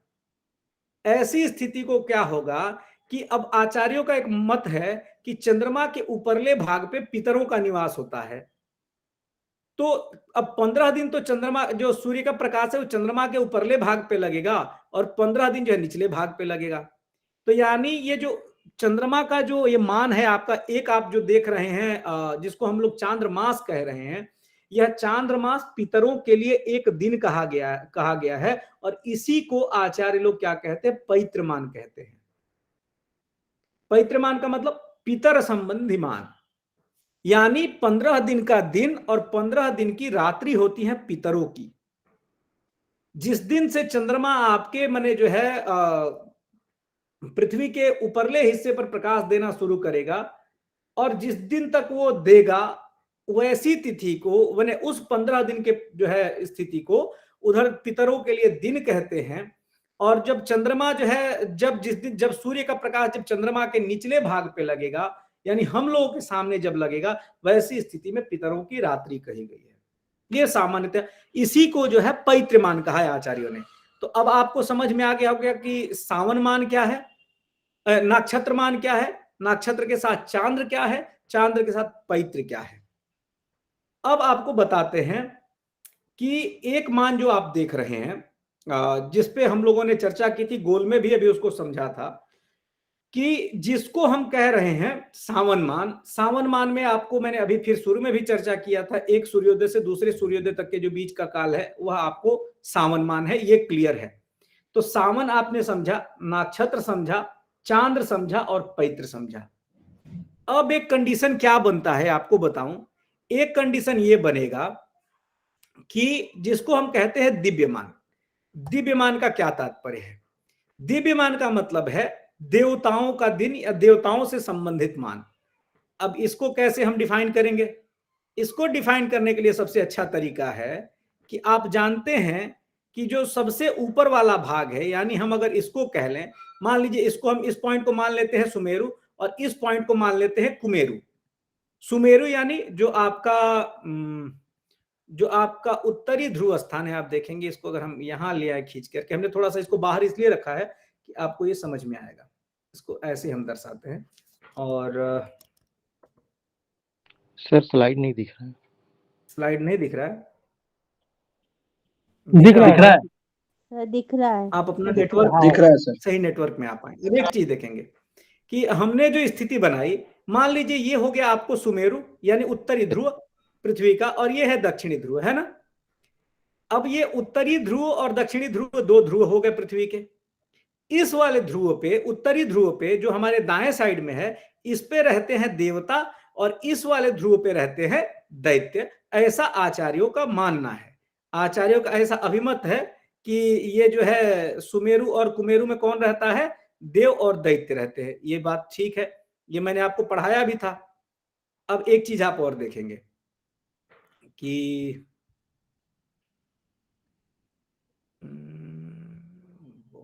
थोड़ा देते हैं, आपको चीज समझ में आएगा। हाँ, ये अब देखें। अब ये जो बीच की स्थिति है जो आप देख रहे हैं, ये बीच में क्या है? ये जो बीच में आपको दिखाई दे रहा है, ये कौन सा वृत्त है? तो अगर हम कहें कि ये बना है ध्रुव स्थान, ये है ना आपका, इस ध्रुव स्थान के से 90 डिग्री से हमने क्या बनाया? ये बना क्षितिज वृत्त, नाड़ी वृत्त, ठीक है ना। ध्रुव स्थान से ये हमारा ध्रुव रहा, इससे हमने लिया 90 डिग्री का चाप, और ये जो वृत्त बना ये बनाया हमारा, हमने जो है क्या बना दिया? नाड़ी वृत्त। अब एक चीज देखें कि जो व्यक्ति ध्रुव पे होगा इस ध्रुव वाले स्थिति में, तो इस ध्रुव वाले स्थिति में उसका क्षितिज क्या होगा? उस व्यक्ति का क्षितिज वृत्त कौन सा होगा? यानी देवताओं के लिए जो क्षितिज वृत्त होगी, जो वो स्थिति होगी कि ये जो नाड़ी वृत्त होगा, यह नाड़ी वृत्त ही देवताओं का क्षितिज वृत्त है। आप देखें, देवताओं का खमध्य ये, और यहां से जो हमने 90 डिग्री का चाप लिया ये, और इससे जो ये वृत्त बनाया ये बना हमारा नाड़ी वृत्त। लेकिन ये नाड़ी वृत्त हमारे लिए नाड़ी वृत्त है, लेकिन जो हमारे देवता है यानी जो उत्तर ध्रुववासी है उनके लिए यह क्षितिज वृत्त है। अब ऐसी स्थिति में क्या होगा? आपको तो एक बात मालूम है कि ऐसी स्थिति में होना यह है कि सूर्य यहां से आप जानते हैं कि मेष वृष मिथुन 3 राशियों में उत्तर जाता है, फिर कर्क सिंह कन्या में आते आते फिर नाड़ी वृत्त में आ जाएगा कन्या के अंत में, फिर इधर जो है तुला वृश्चिक धनु, और फिर इधर से जब आएगा तो मकर कुंभ और मीन के अंत में फिर नाड़ी वृत्त में आ जाएगा। अब यानी सूर्य जब 6 राशियों में रहेगा तो ये नाड़ी वृत्त के उत्तर में रहेगा, यानी 1 2 3 और फिर 4 5 6। ऐसी स्थिति में नाड़ी वृत्त के जब उत्तर में 6 राशियों में रहा, तो यानी अब दिन की परिभाषा क्या है? दिन किसको कहेंगे? तो कहते हैं कि दिनम दिनेशस्य यतोत्र दर्शने। जब तक सूर्य का दर्शन होता रहा आपको, तब तक उसको दिन कहेंगे, ठीक है ना। दिनम दिनेशस्य यतोत्र दर्शने तमो तमी हंतुरदर्शने सती। यानी जब सूर्य का जितना देर दर्शन हुआ वो दिन, और जब तक जो है दर्शन नहीं हुआ तब तक जो है रात्रि। तो हुआ क्या कि जब तक सूर्य 6 राशियों में था, यानी 6 महीने तक दिन, और सूर्य जब इन 6 राशियों में, मैंने तुला से लेकर के और मीन तक रहेगा, तो 6 राशियों में जो है आपको इस क्षितिज वृत्त के नीचे रहने पर ये देवताओं को दिखाई नहीं देगा। ऐसी स्थिति को आचार्यों ने देवताओं की रात्रि कही है। इसीलिए एक बात बिल्कुल क्लियर जानिएगा कि जो धरती के भी नॉर्थ पोल पे और साउथ पोल पे रहते हैं उनको भी सूर्य 6 महीना दिखाई देता है, 6 महीना नहीं दिखाई देगा। इसीलिए उनका दिन 6 महीने की और 6 महीने की रात्रि, यानी कि एक जो आपका 1 सौर वर्ष होगा वो आपका 1 सौर वर्ष देवताओं के लिए 1 दिन के बराबर होगा। क्लियर है? क्योंकि उनका जो दिन होगा वो 6 महीने का होगा, उनकी जो रात्रि होगी वो 6 महीने की होगी। ऐसी स्थिति में देवताओं के लिए 6 महीने का दिन, 6 महीने की रात्रि, यानी 1 वर्ष का उनका अहोरात्र होगा। ऐसी स्थिति में जब देवताओं का 360 दिन हो जाएगा, माने आपका जब 360 वर्ष बीतेगा तो देवताओं का 360 दिन बीतेगा, यानी उनका जो है 1 सौर वर्ष व्यतीत होगा। इसी को कहते हैं दिव्यमान। ठीक है, तो अब आपको समझ में आ गया कि चांद्र क्या है, नक्षत्र क्या है, सावन क्या है, और चांद्र, नक्षत्र, सावन, और इसके बाद से आपने जाना दिव्यमान क्या है और पैतृमान क्या है। 5 मानों के बारे में आपने जान लिया। अब एक मान मैं आपको बताता हूं, सौरमान। आप जानते हैं कि सौरमान क्या है? तो सूर्य प्रतिदिन अपनी गति से जितना चलता है, यानी पूरे भचक्र का, यानी अपने एक सर्कल का चक्कर जितने दिन में लगाएगा वो है सौरमान। इसमें कोई दिक्कत नहीं है। इसके बाद और कहां दिक्कत आती है आपको? प्राजापत्यमान क्या है? अब जानते हैं कि जो है हमारा जो युग है ना वह सौरमान से है, यानी आपने शुरू में भी पढ़ा था कि 43,20,000 सौर वर्ष का आपका एक चतुर्युग का मान होगा। ठीक है, आचार्य सूर्य सिद्धांत में कहते हैं कि युगस्य दशमो भागः चतुस्त्रिद्वेक संगुणः क्रमात् कृतयुगादीनां षष्ठांश संदेश होगा, यानी युग का 10वां भाग, यानी 43,20,000 का 10वां भाग कितना हो गया? 4,32,000। इस 4,32,000 को क्रम से जब आप 1, 2, 3, 4 से गुणा करते हैं, या 4, 3, 2, 1 से करेंगे, तो 4 से करेंगे तो सतयुग, 3 से करेंगे तो त्रेता, 2 से करेंगे तो द्वापर, और 1 से करेंगे तो कलयुग का मान आपको मिल जाएगा। तो इस 71 महायुग का क्या होता है? जैसे एक एक ऐसे महायुग करते करते जब मैंने 4 युगों को मिलाकर के एक महायुग, और जब ऐसे 71 महायुग जब बीत जाएंगे तो इसे कहते हैं एक मनवंतर। तो युगा नाम सप्तति सैका मनवंतर मिहोच्यते। और इसी जो है मनवंतर व्यवस्था को क्या कहते हैं? प्राजापत्यमान। सीधा सीधा बात है कि आचार्यों ने कहा सूर्य सिद्धांत में कि मनवंतर व्यवस्था च प्राजापत्यम उदाहृतम। जो मनवंतर की व्यवस्था है इसी को आचार्यों ने प्राजापत्यमान कहा, इसमें और कुछ नहीं है। इसके बाद बृहस्पत्यमान क्या है आप देखिए, तो कहे कि बृहस्पतेर मध्यम राशि भोगात संवत्सरम सांहितिका बदंती, कि बृहस्पति एक राशि का भोग मध्यम गति से जितने दिनों में कर लेगा वह जो है आपको क्या है? बृहस्पत्यमान है। ये भी क्लियर है। अब हम जब यहां से आगे बढ़ते हैं तब एक मान आता है क्या, जिसका नाम है ब्राह्ममान। अब ये ब्राह्ममान क्या है? ब्राह्ममान का मतलब है कि ब्रह्मा जी से संबंधित मान। अब ये ब्रह्मा जी से संबंधित मान क्या है भाई? ये नया कौन सी एक समस्या आई? तो आप सिंपल सा देखिए कि कहते हैं, जैसे आप मान लीजिए आपने कहा कि 43 लाख है ना 20,000 दिव्य वर्षों का एक आपका महायुग होता है। यहां तक कोई दिक्कत किसी को नहीं होगी। 4,32,000 आप सब जानते हैं कलयुग का मान है। तो कहा इस कलयुग के मान को 4 से गुणा कर देंगे तो सतयुग का मान, 3 से गुणा करेंगे तो त्रेता का मान, और 2 से गुणा कर देंगे तो द्वापर का मान आपको प्राप्त हो जाएगा। ऐसी स्थिति में कंडीशन क्या होगा कि जब मान लीजिए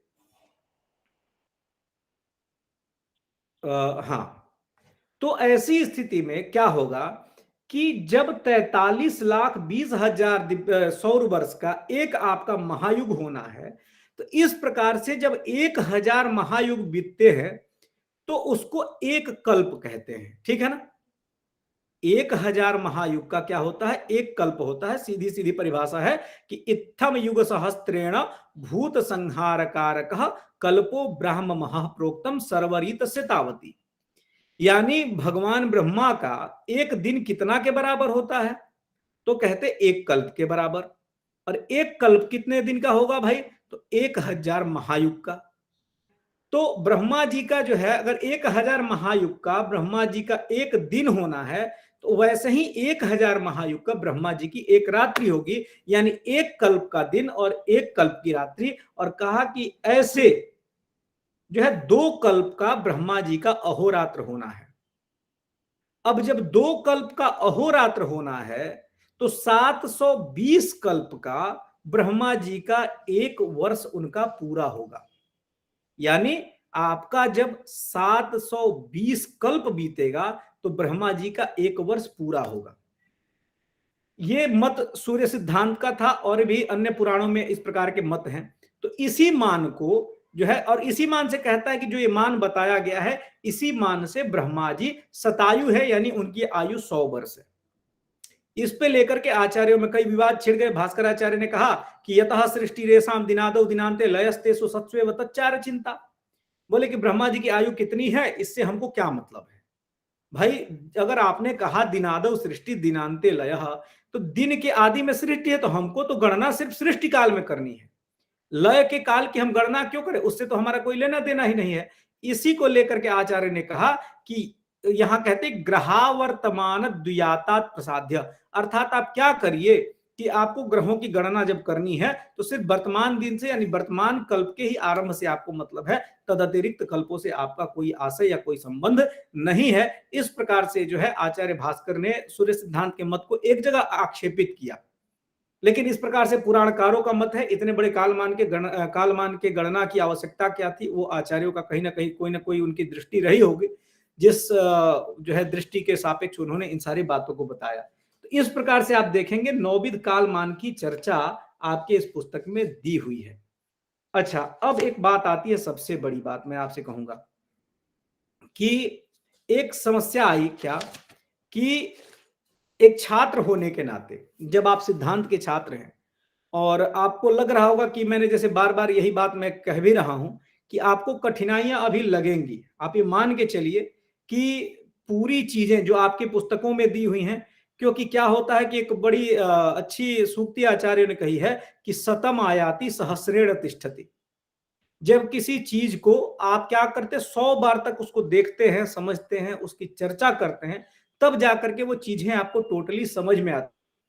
समझने का मतलब सिर्फ ये नहीं है कि बस आपने एक बार पढ़ा और आपके दिमाग में आ गया। एक बार आपने पढ़ा, दूसरी बार मनन किया, तीसरी बार में उसको फिर से स्मरण किया।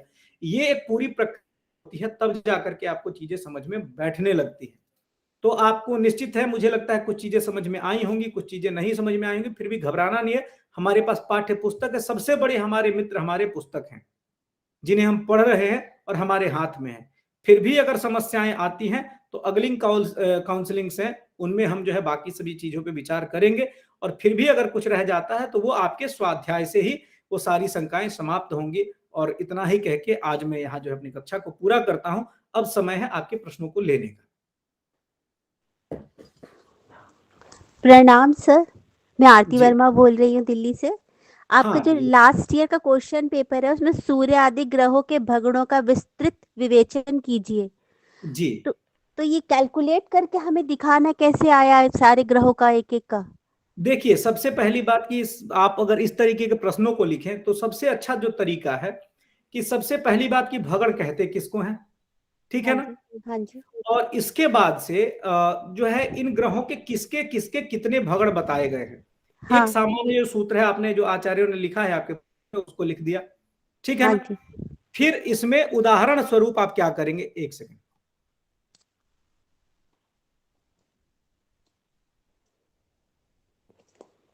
इसमें क्या करेंगे कि उदाहरण स्वरूप आप जो है 1 या 2 की उपपत्ति दिखा देंगे। जैसे आपने क्या किया कि सूर्य के भगण की उपपत्ति उठाई और उसको उठा करके कि ये भगण ऐसे बताए गए, इस कारण से सूर्य का भगण 43,20,000 होना है ना? ये सामान्यतः बता दिया। और ज्यादातर प्रयोग करिएगा कि ग्राफ आप जरूर बनाएं। अच्छा। जैसे भगड़ आप बता रहे हैं, तो भगड़ को बनाते समय कैसे राशि व्यवहार जो है राशि चक्र का है, ग्रह कहाँ से चला और कहाँ तक पहुंचा तो उसका एक भगड़ जो है कंप्लीट हुआ। इस प्रकार के ग्राफ से क्या होता है कि चीजें बहुत स्पष्ट हो जाती हैं। जो जांचने वाले आचार्य रहते हैं उन्हें भी लगता है कि जो है इस बालक ने जो है विषय को समझा है और उसके जो है दिमाग में यह विषय है। अच्छा ठीक है, thank you sir, thank you. नमस्कार सर, मेरा एक प्रश्न था। हाँ जी जी। मैं अजय मिश्रा बोल रहा हूँ। हाँ। ग्रह लाघवी विधि से अक्षांश साधन का एक प्रश्न है और मैं इसको पढ़ भी रहा था सर। तो पेज नंबर 167 अपनी पुस्तक का है जी। तो वहां एक चीज मुझे नहीं समझ में आई। ये 60 से तदिष्टित करने पर आप पेज नंबर खोलेंगे, ये तष्टित क्या है? ये मतलब इससे क्या करना, मल्टीप्लाई करना या घटाना है, क्या करना? हाँ 167 पेज नंबर सर, मेरे पास बुक मैंने खोला भी है। 167 जी हाँ 167। आप काशी की पलभा जहाँ पलमा लिखा है, काशी की पलमा 5 अंगुल। तष्टित मन होता है उसको भाग देने पर, है ना? अच्छा, तो जैसे 25 है, आपने देखा सर 25 अंश है ना, और 225 जी क्या है ये 25 अंश है और 225 हाँ जी। तो इसको 60 से भाग दें और हम लोग 225 कला को 60 से भाग दें तो 28 और 45 प्राप्त होगा जी। अच्छा, यही थोड़ा मुझे दिक्कत हो रही थी, कैसे भाग दें। और देखिए एक चीज मैं आपको बताता हूँ, ये आपको बड़ा लाभ करेगा। जी सर बताएं। एक लीलावती की आप कोई कमेंट्री ले लेंगे, लीलावती छोड़ भी दीजिए। धन युति माने जहां योग वाले अर्थ आएंगे ना, समझ में आई बात? जी जी। धन युति या योग, ये सब के सब जहां भी आएंगे, ये मानिएगा ये जोड़ की बात कर रहे हैं। ठीक है, ठीक है ना? दूसरा वियोग, है ना, माने वे शब्द जहां अलगाव का बोध होगा और बीच में प्रयोग करके वो सूत्र स्थापित कर रहे हैं, इसका तात्पर्य आचार्य यहां घटाने की बात कर रहे हैं। जी ठीक है ना? एक हंसी वाली बात आपको बताता हूं, लेकिन है बड़े मजे की। जितना मारने अर्थ में यूज होगा, हत देना, मतलब हम लोग सामान्य हिंदी भाषा में क्या कहते हैं, हत दिया मतलब जान मार दिया, है ना, वध कर दिया। तो हत वध ये सब जितने भी आएंगे ना, ये गुणा करने अर्थ में प्रयोग हो रहे हैं। अच्छा हाँ, और चौथा जो है तष्टित कर दिया, विभाजित कर दिया, विभाग कर दिया, ये सब के सब जो है भाग के अर्थ में आएंगे। जी ज्यादातर आपको संशय होगा हतम में, है ना, गुण्यम में, फिर जो है कई बार अघ्न कह देता है ना, जैसे षष्ठिघ्नम। अब ये आपको समझ में नहीं आया कि हमको 60 से करना क्या है, तो ये ध्यान रखिएगा जहां हनने अर्थ में, माने मारने अर्थ में का छेद अर्थ, देखिए का छेद देंगे मतलब गुणा कर देंगे। तो जहां काटना, मारना, फोड़ना, ये सब हिंसक शब्द जहां आएंगे गणित में, ये समझिएगा वहां गुणा की चर्चा हो रही है। क्या बात है, बहुत समृद्ध भाषा है अपनी संस्कृत। धन्यवाद सर, यही पूछना। बहुत बहुत धन्यवाद डॉक्टर साहब। एक मेरा प्रश्न था छोटा सा। हाँ पूछ लो सर। डॉक्टर साहब पहले आप ठीक है, आपका प्रश्न रखते हैं, इसके पहले हम बताते हैं कि समय अब इजाजत नहीं दे रहा है। आप अपना आखिरी प्रश्न कर लें, फिर हम आप लोगों की कोई भी और अन्य समस्या होगी तो मैं डॉक्टर साहब से बात करके फिर देखता हूँ आगे क्या करना। जी sir, thank you sir. Sir ये प्रश्न ये था सर, एक जगह सर जैसे ग्रहलाघवी पद्धति में देख रहा था मैं, 121 पेज पे उदाहरण है, तो इन्होंने 158 को 33 से भाग दिया और फिर उसको 5 कर दिया, तो बेसिकली वो 4.78 आता है। उन्होंने लिखा 5 स्वल्पांतर से, तो स्वल्पांतर का मतलब सर हमेशा राउंड अप रहेगा या उसके कुछ नियम है सर? देखिए एक नियम है कि वहां कहते हैं आचार्य कि अर्धाधिकम रूपम ग्राह्यम, जब राउंड करना होगा ना, तो राउंड करने के लिए एक नियम है कि अर्धाधिकम रूपम ग्राह्यम, है ना, आधे से ज्यादा हो तो 1 मान लेते हैं। ठीक है सर, और आधे से कम होगा तो 0 मान लेंगे सर। हाँ जी, थैंक यू सर। लेकिन एक चीज आपको और बताऊं स्वप्निल जी, होता क्या है कि जहां अगर मान लीजिए कि कहा कि अर्धाधिकम रूपम ग्राह्यम, जहां आधे से ज्यादा हो अगर रूप आप मान लेते हैं, तो आगे देखिएगा वहां ले चल के हरगण के भी प्रसंग में संस्कार करके उसको निकालेंगे बाद में, है ना। तो ये सामान्यतः अगर छोटे मान में है तो उसको नहीं योग करते हैं कहीं, लेकिन अगर अर्धाधिकम रूपम ग्राह्यम एक सामान्य ही परिभाषा है कि जहां भी अगर आधे से ज्यादा उसको 1 मान के गणित आप कर लीजिए, 100 करे के लिए हो जाएगा।